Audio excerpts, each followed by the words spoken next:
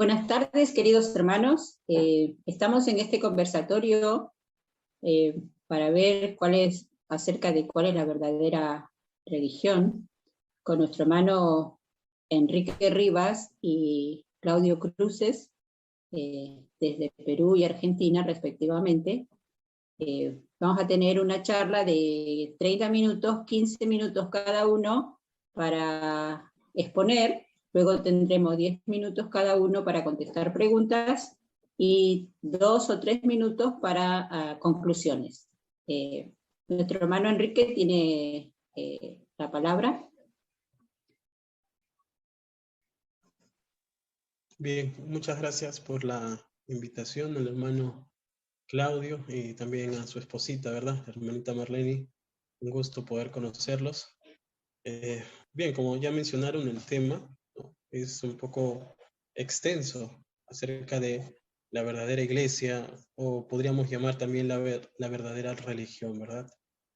Y pues este tema es bastante controversial, ¿no? Todas las personas que asisten a una iglesia tienen diferentes razones que de alguna u otra forma pueden llegar a la conclusión de asistir por diferentes motivos, ¿no? De repente por el número de miembros, de repente porque esa iglesia es popular o sus predicadores son populares, son carismáticos, de repente porque los cultos son llamativos, o en algunos casos porque simplemente es tradición, ¿verdad? Es tradición únicamente asistir a estos cultos y a estas iglesias, ¿no? Sin embargo, la Biblia de alguna u otra forma nos menciona acerca de una iglesia verdadera y nos da ciertas características.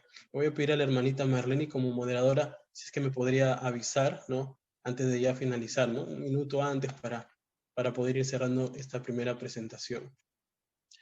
Bueno, quiero comenzar citando en la Biblia, en el libro de Timoteo, ¿sí? Aquí voy a colocar en computadora el versículo. Primera de Timoteo, capítulo 3, versículos 14 y 15, ¿sí? Donde nos dice lo siguiente, ¿no? Esto te escribo, diciendo Pablo al joven Timoteo, esto te escribo aunque tengo la esperanza de ir pronto a verte, para que si tardo sepas cómo debes conducirte en la casa de Dios, que es la iglesia del Dios viviente, columna y baluarte de la verdad. Yo sé por la experiencia de repente que tienen los hermanos que nos van a ver, y aquí también nuestro hermano Claudio, lo que significa iglesia, ¿verdad? Del término eclesía, y ya conocemos el significado de esta palabra, ¿no? Que no tenía nada que ver con la iglesia, pero Pablo de alguna u otra forma lo asocia.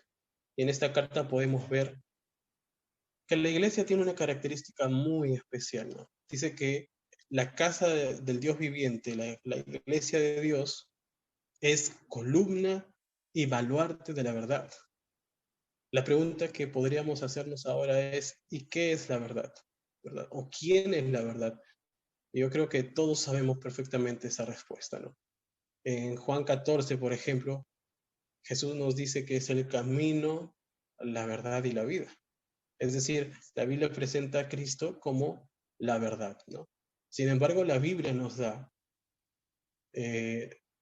las verdades de alguna manera presentándolo de forma diferente. Por ejemplo, en Primera de Juan, en el capítulo 5, podemos ver de que también el Espíritu Santo es la verdad. En Juan 17, en el versículo 17, también Jesús mismo nos dice que su palabra es la verdad. Y es porque su palabra es Jesús, solamente que de forma escrita. Y en el Salmo 119 nos dice que la ley es la verdad.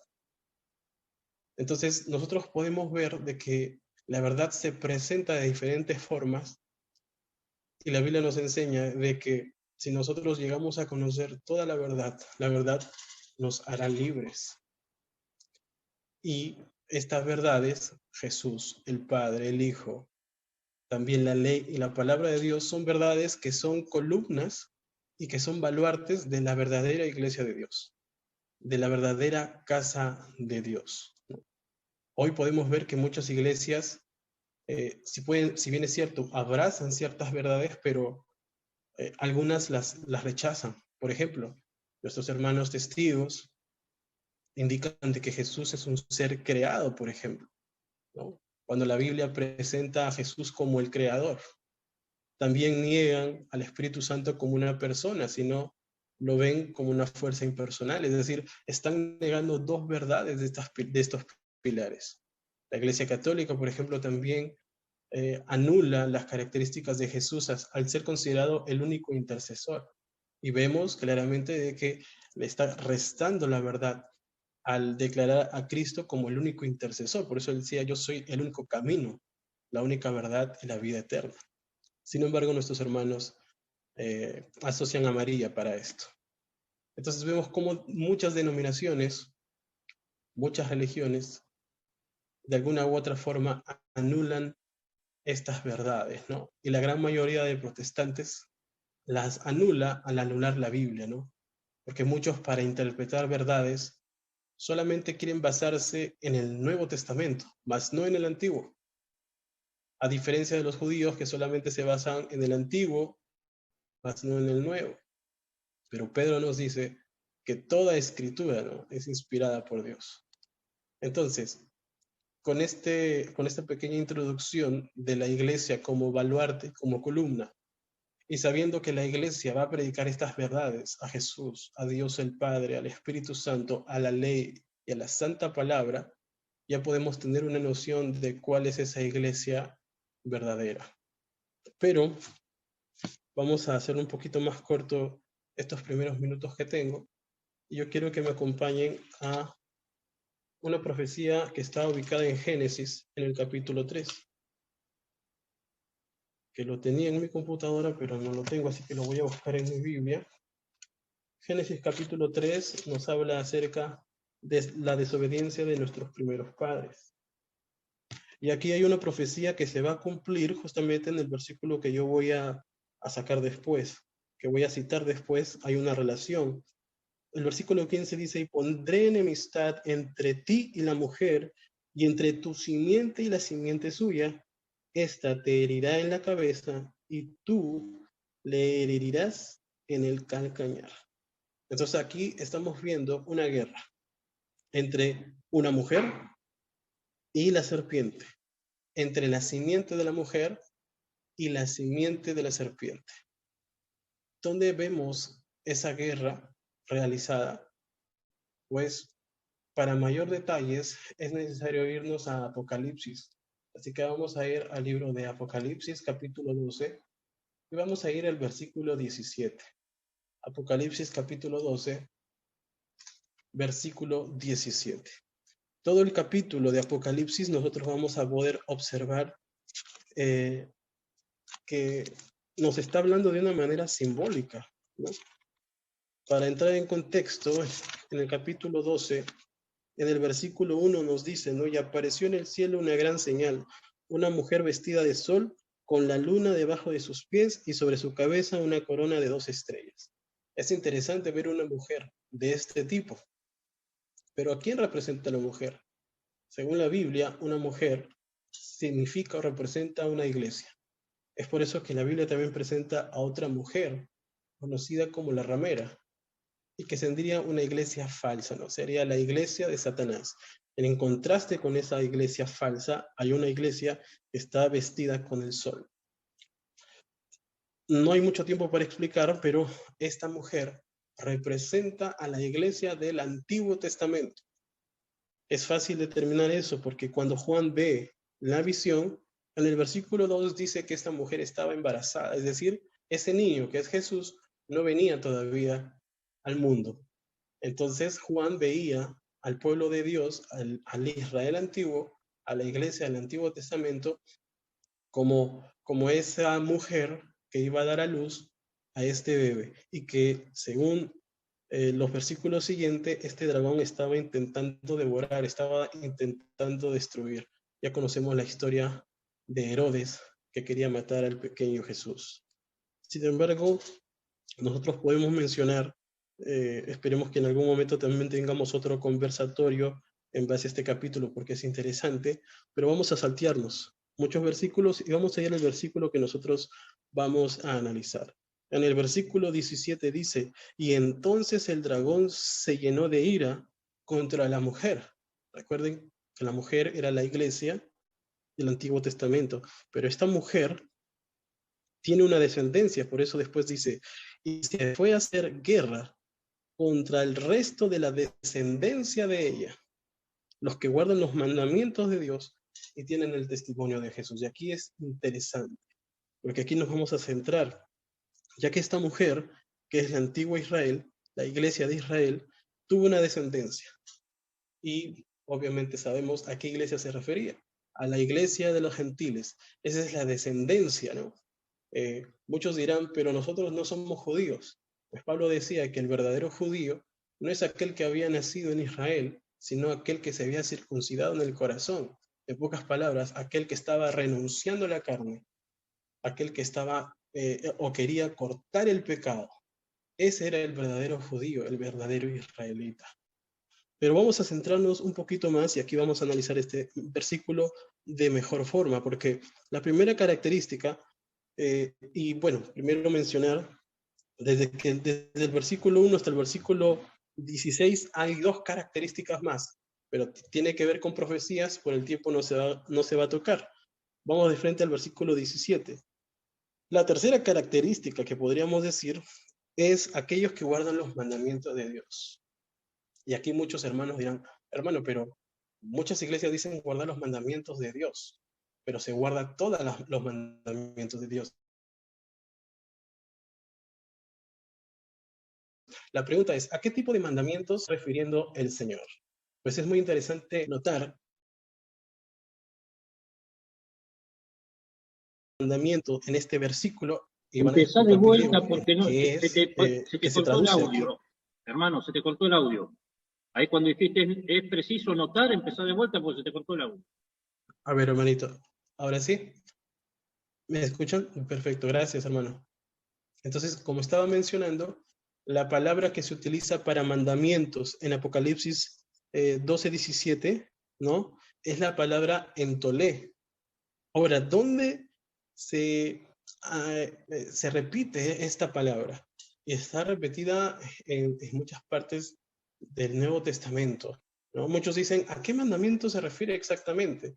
Pues, por ejemplo, si nosotros buscamos en el libro de Mateo, en el capítulo 5, que mis versículos se han perdido de mi computadora, pero en el versículo 5 de Mateo, capítulo 5, mejor dicho, versículo 19, nos dice, de manera que cualquiera que quebrante uno de estos mandamientos, y ahí se repite la misma palabra, entolé, muy pequeños, y así enseña a los hombres, muy pequeños será llamado en el reino de los cielos. ¿A qué mandamiento se refería?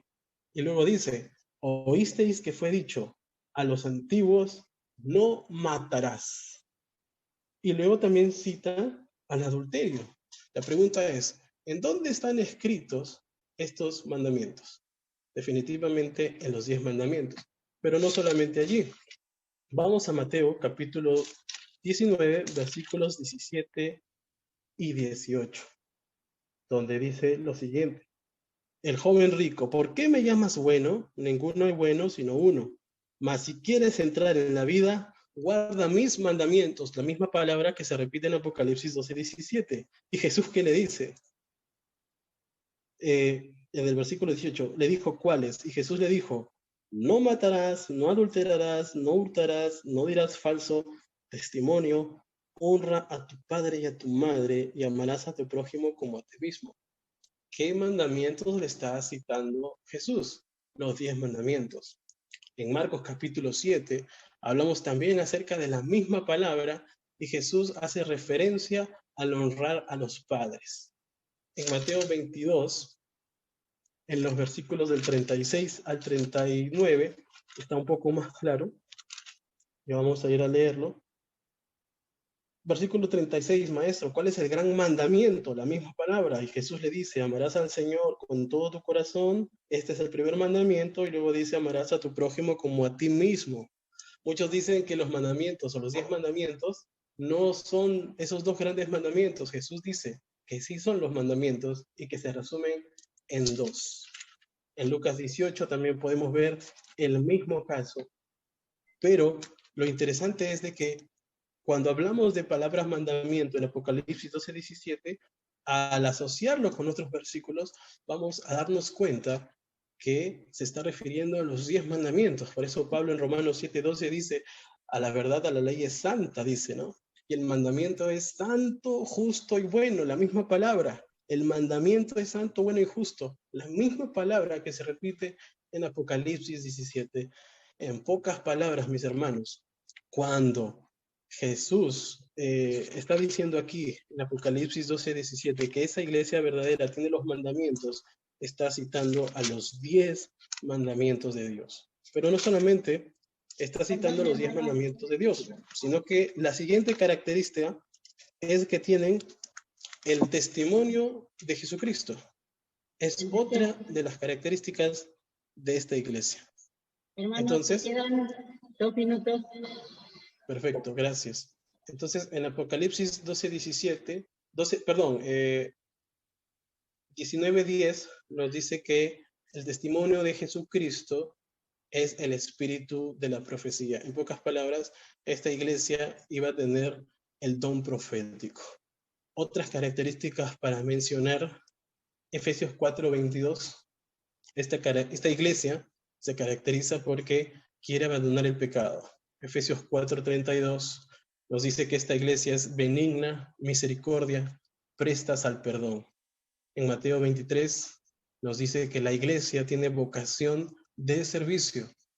Y en Mateo 28, 19 y 20 nos dice que la iglesia, la verdadera iglesia, predica el evangelio. Entonces, para resumir esta idea, la verdadera iglesia predica de una verdad absoluta, no una verdad a medias. Y las verdades son 5 como las mencioné. Dios el Padre, Dios el Hijo, Dios el Espíritu Santo, la ley y la palabra del Señor. Y Apocalipsis 12:17 es claro y es enfático en decir que estos mandamientos se refieren a los 10 mandamientos del Señor. Entonces creo que esa es mi presentación en resumen, hermanito.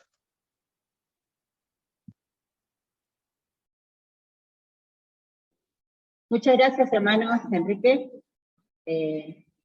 Muy claro. Ahora le damos paso a Claudio Cruces. Bueno, yo soy de hablar poco, así que anda mirando.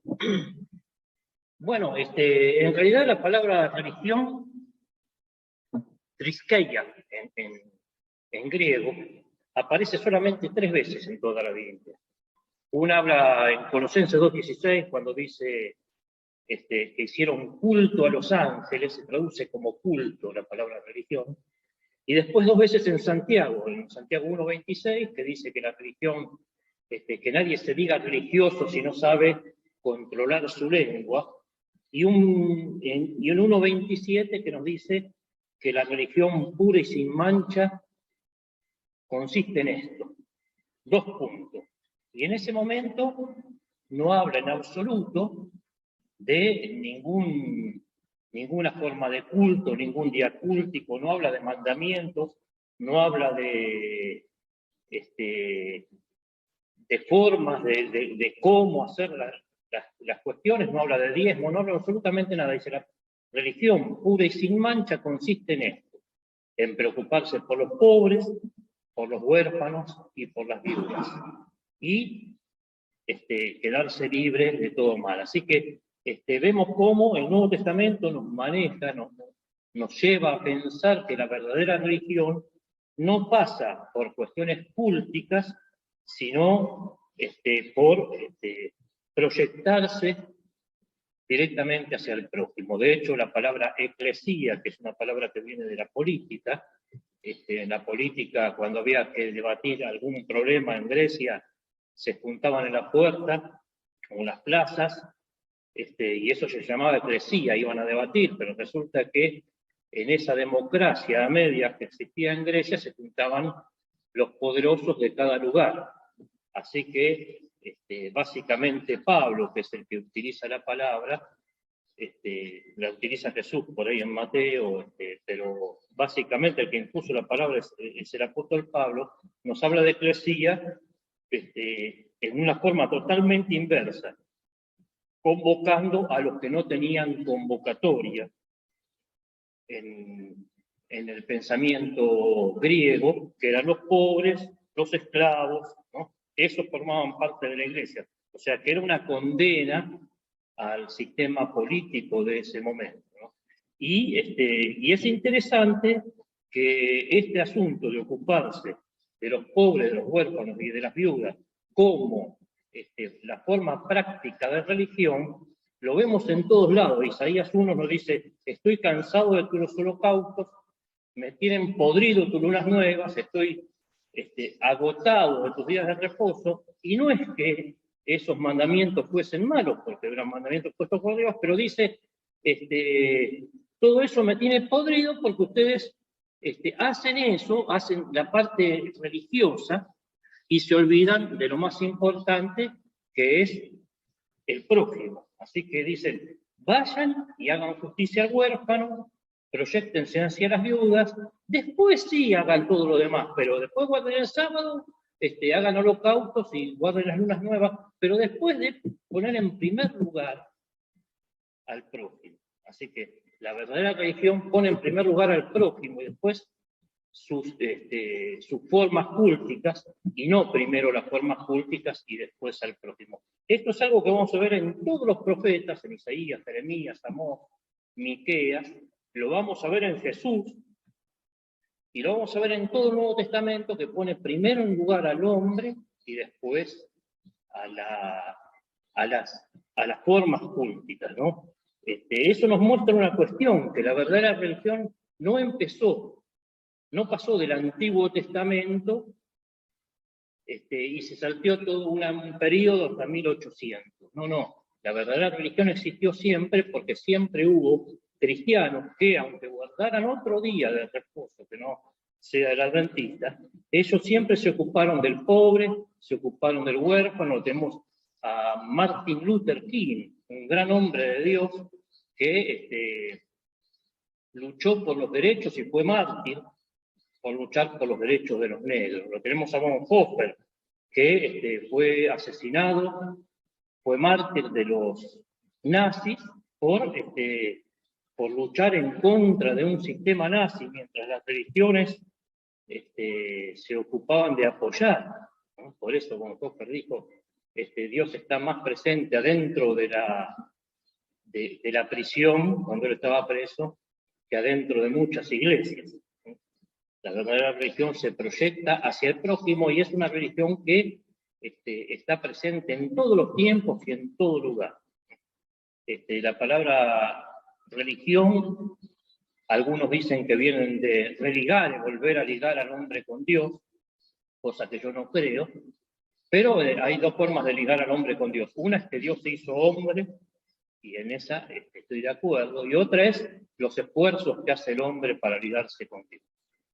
Y otra palabra, eso es la palabra religio, y otra palabra, que es la más probable, es relegere, es dar una nueva lectura, y ahí yo soy un hombre religioso, volver a leer las cuestiones. Jesús volvió a leer las cuestiones religiosas de su judaísmo y, por ejemplo, dijo, bueno, ustedes vieron que la ley de Dios dice, si tu mujer le pone mucha sal a la comida, dale carta de repudio. Y sin embargo, yo te digo, eso no está bien. La ley dice ojo por ojo, pero yo le digo que no está bien. O sea, le dio una nueva lectura, y yo creo que la verdadera religión va dando nuevas lecturas en su momento histórico y en su lugar geográfico. Hoy nosotros tenemos que dar una respuesta desde América Latina en el siglo XXI, una nueva lectura para poder dar respuesta a las cuestiones del aquí y el ahora, ¿no?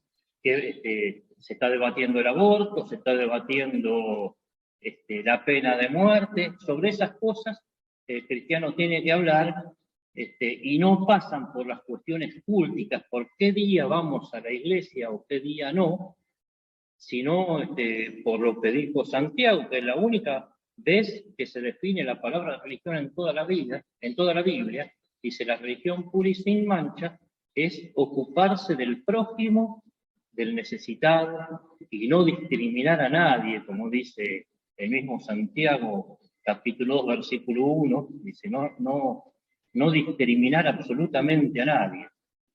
Por ahí pasa la verdadera religión según lo que comenta Santiago 1.27, ¿no? Apocalipsis 14.12 dice: aquí está la paciencia. Después podemos hablar de la diferencia entre nomos y entolé, pero la paciencia de los santos, pero no dice la verdadera iglesia o la verdadera religión. La única vez que se define la palabra religión es diciendo que la verdadera religión es ocuparse de la creación de una nueva sociedad. ¿Cuántos minutos me quedan? 6. Bueno, entonces vamos a nomos y entolés, y vamos a todas las epístolas de Juan, suponiendo que Apocalipsis lo escribió Juan, suponiendo que todo lo primera, segunda y tercera Juan lo escribió Juan, vamos a ver que él utiliza una cuestión muy interesante que usan los lingüistas, que usan la filología, que habla de el significado conceptual, el concepto de las palabras y el significado estilístico, ¿no? En el estilo de Juan vamos a ver, en todos los versículos que él se refiere a los 10 mandamientos, habla de la palabra nomos. Cuando se refiere a otra ley, que no son los 10 mandamientos, que por ejemplo, amarás a tu prójimo, o cuando dice: este es el mandamiento que yo les digo, que se amen, utiliza la palabra entolé. La palabra entolé no está relacionada al decálogo, la que está relacionada al decálogo es la palabra nomos, y en Juan 14:12 no se utiliza la palabra nomos, y dice: la paciencia de los santos, los que guardan los mandamientos de Dios, la entolé de Dios,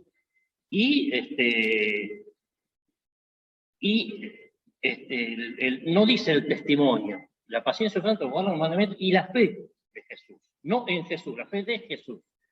Después, en el 17 dice testimonio, pero no está diciendo que ese testimonio sea un profeta que tiene en particular, porque profetas tuvieron todas las iglesias.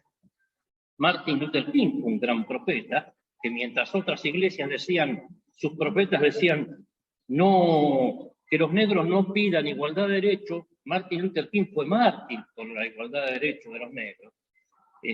Profetas tuvieron todos, pero Apocalipsis 14:2 no se refiere ni al decálogo ni al espíritu de profecía.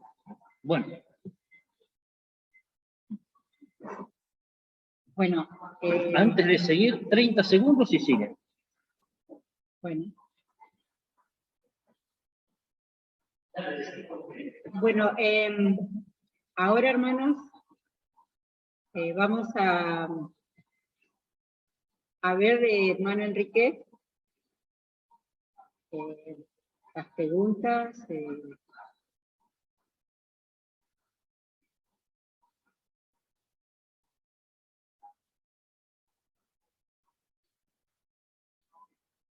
En unos segunditos estamos retomando.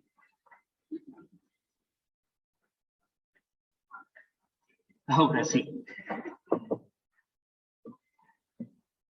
Bueno, retomamos, hermano Enrique.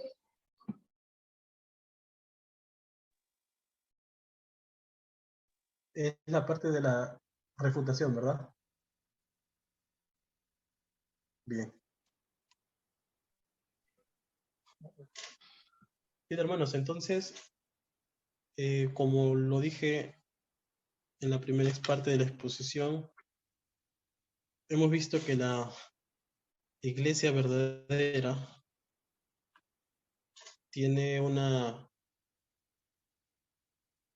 función y una relación con Dios y con el prójimo. Es interesante que nuestro hermano nos diga que la verdadera iglesia o la verdadera religión no habla de formas, ¿no? Sin embargo, el primer versículo que yo le mencioné, Pablo le aconseja a Timoteo que se sepa conducir. Y la conducta que Pablo dice es una conducta que él tiene que aplicar, es decir, algo personal. No está hablando de una relación con ninguna viuda, con ningún huérfano, cosa que yo afirmo también porque mencioné claramente que otras de las características de la iglesia verdadera es que, por ejemplo, Efesios 4 nos menciona que nosotros tenemos que ser benignos y misericordiosos. Eso definitivamente habla de la relación con nuestro prójimo. Dice que nosotros debemos estar siempre prestos al perdón, es decir, lo que el hermano dijo prácticamente lo está confirmando lo que yo mencioné en mi exposición. Estoy de acuerdo en que nosotros debemos de preocuparnos por las viudas, por los huérfanos. Es por eso que yo cité Mateo 23:11, donde Cristo nos dice que si nosotros queremos ser el mayor, tenemos que servir. Entonces, la verdadera iglesia no solamente se va a basar en normas, ¿no?, que van a ejercer los miembros, sino que tiene que ser una vida, un estilo de vida, y en base, obviamente, a la relación que tengamos con nuestro prójimo. Por eso somos luz del mundo. No podríamos ser luz si no tenemos esa relación y no damos ese testimonio con nuestro prójimo, ¿no? Sin embargo, sí estoy de acuerdo en que obviamente tenemos que preocuparnos por ellos, ¿no? Pero mencionó otra cosa importante, ¿no? Mantenerse fuera del mal. Yo quisiera saber cómo una persona puede mantenerse fuera del mal sin seguir esas formas que dice la palabra de Dios. O de repente el hermano está diciendo de que cada uno define, ¿no?, la forma en que quiere manejarse y uno determina qué es bueno y qué es malo. Tengamos cuidado con eso. Dios nos revela en su santa ley lo que Él dijo, ¿no? Si yo quiero mantenerme fuera del mal, definitivamente tengo que ver la ley, porque la ley me dice no mentirás, la ley me dice no matarás, la ley me dice no robarás. Entonces, si yo quiero mantenerme fuera de ese mal que nuestro hermano Claudio dijo, definitivamente debo observar la ley. Citó Isaías, donde dice que Dios estaba cansado en los días de reposo, y definitivamente estaba cansado, pero él dijo algo bastante interesante, ¿no? Que si el pueblo de Israel hacía primero la relación con su prójimo, es decir, amaba a su prójimo, esos holocaustos y esas ofrendas hubieran sido bien recibidas por Dios. En realidad, el primer pecado que Dios estaba observando al pueblo no era la relación con su prójimo, era la forma de adoración. Es decir, la relación con Dios estaba deteriorada y ellos hacían las obras sin fe, los hacían simplemente por cumplir. Por eso Dios dice que el primer grande mandamiento no es primero ama a tu prójimo, es ama a Dios sobre todas las cosas. Y esas cosas, o sobre todo, incluye al prójimo. En pocas palabras, lo primero es una relación entre mi persona y Dios, y luego entre mi persona y mi prójimo. Amar a Dios sobre todo, y luego amar a tu prójimo como a ti mismo. ¿Sí? Ahora él mencionaba también que no se que por ejemplo, hay personas bueno, mencionó un personaje que se me olvidó, pero dice que esta persona ayudaba, ¿no?, y que guardaba otro día de reposo, sin embargo, ayudaba a su prójimo. Es interesante, hermano, que diga eso, ¿no? Porque creo que usted está viendo más que todo las obras que la obediencia a Dios. Porque si usted dice que de repente por ahí el hermano puede guardar otro día de reposo, sin embargo, él está ayudando, está bien, ¿no? Es bien considerado. Muchos dicen, por ejemplo, los políticos, ¿no? ¿A cuántos políticos en su país ayudan a los pobres? ¿Cuántos políticos? Yo sé que muchos, cuando hacen campaña electoral, allá de repente hacen obras, visitan lugares pobres, como acá en Perú, que hacen campañas para ayudar a los pobres, le dan de comer, y cuando son reelegidos simplemente se olvidan de ellos. Entonces, las obras sin fe son muertas, y la fe es la confirmación de la ley, según Romanos 3:31, es decir, la fe es obediencia. Y yo no puedo agradar a Dios amando a mi prójimo si eso me incluye violar los mandamientos de Dios. Estoy de acuerdo también con usted en que la iglesia debe manifestarse en cuanto a lo que está pasando hoy. Tenés un El minuto, hermano. aborto. Ya, hermanito, muchas gracias. Un minuto, ¿verdad?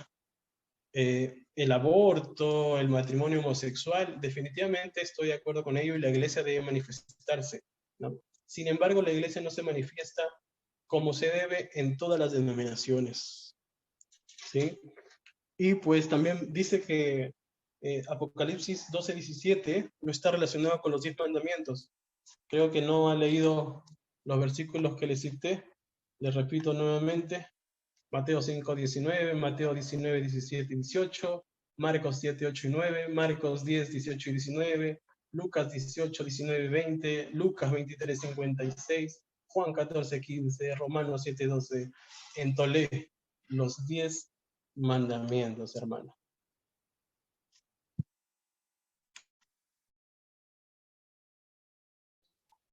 Gracias, Claudio. Sí, no, discúlpame, me río no por lo que dijiste, porque estoy conversando, estoy fuera de casa y le estoy pidiendo a los muchachos que por favor hagan silencio 10 minutos más. Bueno, esto es interesante porque es cierto lo que decís vos, que hay gente que hace obras muertas, eso no cabe la menor duda.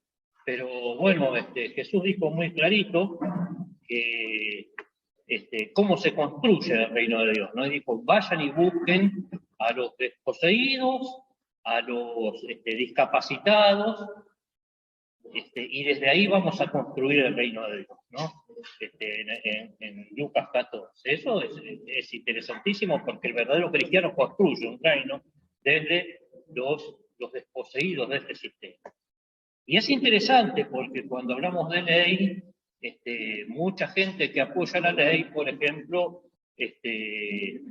habla de un solo mandamiento, del cuarto. No sé por qué, pero es así, hablan del cuarto mandamiento, sin darnos cuenta que en el ejército de Estados Unidos tienen soldados, tienen imágenes en el centro Huay. Entonces, cuando hablamos de ley, ¿de qué estamos hablando, no? Una de las cosas que yo no estoy de acuerdo y una de las cosas por las que terminé apartándome del adventismo fue cuando el pastor Pérez dijo algo que dijiste vos, que es: nosotros somos los únicos dueños de la verdad absoluta. Y eso a mí me produce escalofrío, porque la verdad absoluta no surge en 1844. La verdad absoluta existió siempre y el hombre trata por todos los medios de arrimarse a la verdad de alguna forma, pero no, el absolutismo no pertenece al pensamiento de la imperfección cristiana, ¿no? Y bueno, conducirse sí hay que conducirse, pero la conducción del hombre no tiene que ver con lo ritual, como el cuarto mandamiento, no tiene que ver. Eso es una cuestión ritual. La conducción del hombre tiene que ver precisamente con esto, con la construcción de una nueva sociedad, que eso es cristianismo, el reino de los cielos es una nueva sociedad, la construcción de una nueva sociedad desde los que menos tienen, desde los más desposeídos, como dice Juan, como dice Jesús, en aquello que le llaman la parábola de las bodas, ¿no? Vayan y traigan, ¿no? Los religiosos no entraron. Los religiosos no entraron. Entraron los que no habían sido invitados. Y esa es la verdad de la mandarina.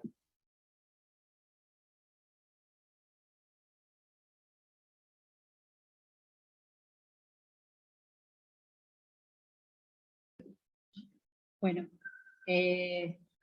gracias por sus aportes. Enrique, ¿querés tener tu conclusión?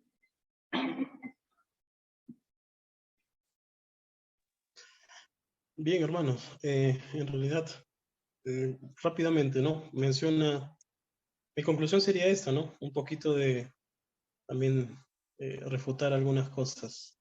El Centro White y de lo de la guerra, decir de que porque un grupo de personas de esa denominación, en este caso la adventista, lo practica, y decir que todos son así, pues es un error tremendo, ¿no? No es objetivo, ¿no? La Biblia dice claramente trigo y cizaña, y trigo y cizaña hay en todos lados, católico, adventista, mormón, bautista, pentecostal, testigo de Jehová, trigo y cizaña hay en todos lados. Entonces, creo que, hermano Claudio, usted se equivoca. En la conferencia general pueden meter los ídolos que quieran, en la conferencia general pueden meter a la Virgen María si desea. En este caso, eso no me involucra a mí. Yo puedo llamarme adventista como él, pero la salvación es personal. No porque ellos hagan eso, yo me voy a perder. Número uno. La verdad absoluta. En ningún momento yo dije que tenía la verdad absoluta. Yo dije que la iglesia verdadera tiene la verdad absoluta.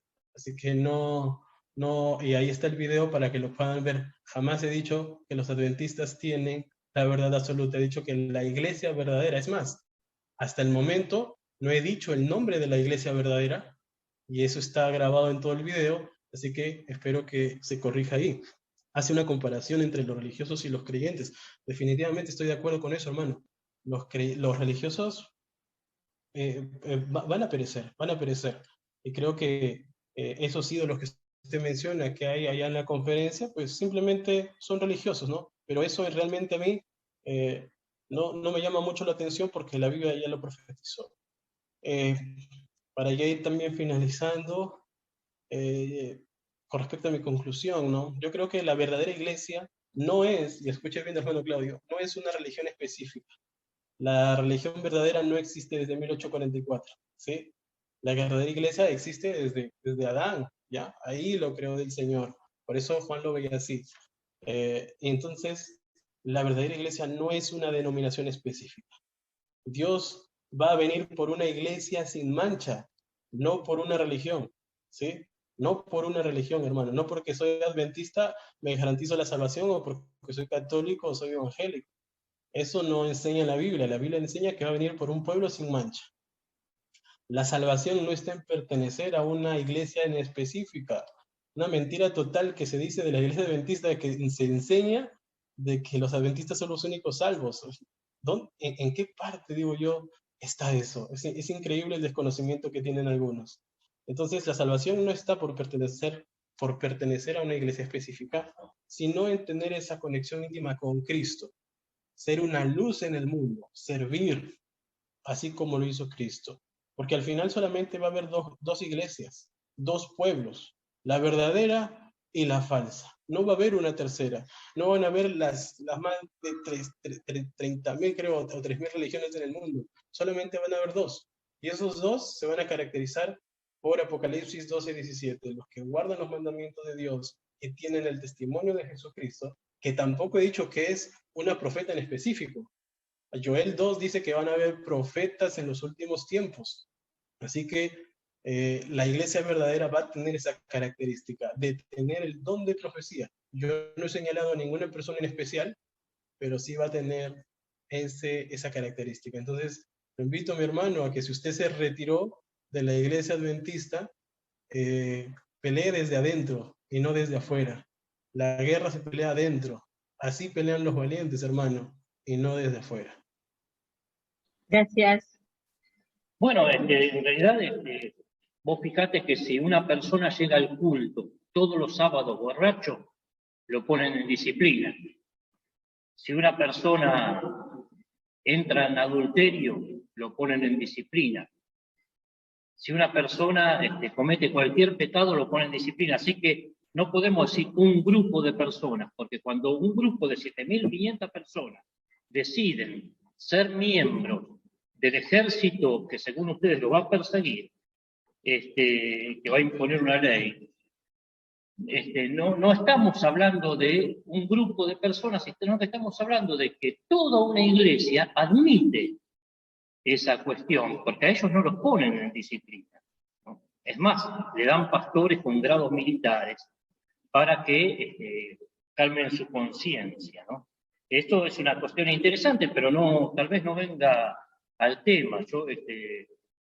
Yo formo parte de un movimiento que no cree nunca ser la iglesia de Dios, ni tener la verdad absoluta, sino que creemos que entre todos se va construyendo y se va armando algo nuevo, que todos pueden aportar, que todos pueden decirnos algo y de todos podemos aprender, ¿no? No nacimos, nosotros nacimos en 1500, pero la verdad no nació con nosotros, y verdaderamente yo tengo hermanos en todos lados, incluso en la iglesia adventista, incluso hermanos que no son creyentes, pero que tienen un concepto claro de la vida, ¿verdad? No puedo aceptar el sectarismo de decir somos la iglesia verdadera, ni nada por el estilo, ni mucho menos de tratar de hijos de la gran prostituta a todos los que no piensan igual que yo. Yo creo en una libertad de expresión, una libertad de pensamiento, y desde allí, entre todos los seres humanos, vamos construyendo una exégesis, una hermenéutica hacia un mundo mejor. Bueno, gracias. Gracias por el tiempo, Dios los bendiga.